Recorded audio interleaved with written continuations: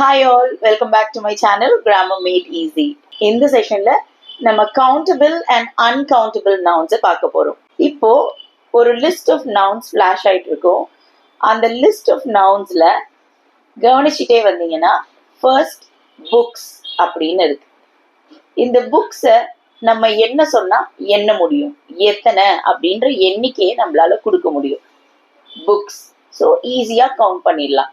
10 books இருந்தா 10 அப்படின்றத நம்ம சொல்ல முடியும். So we can count the number of books.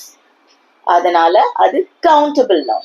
இதே உங்ககிட்ட சால்ட் அதாவது உப்பை கொடுத்து இது உப்பு எத்தனை உப்பு இருக்கு அப்படின்னு சொல்லி கவுண்ட் பண்ண சொன்னா கவுண்ட் பண்ண முடியுமா?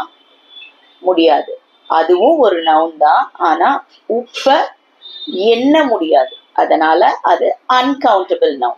இப்போ பென், சுகர், இதுல pen countable noun, sugar uncountable noun. அப்போ வாட்டர் அப்படின்றது கவுண்டபிள் நவுனா அன்கவுண்டபிள் நவுனா? ஆன்சர் தெரிஞ்சா ஆன்சரை காமெண்ட் செக்ஷன்ல போஸ்ட் பண்ணுங்க. தேங்க்யூ.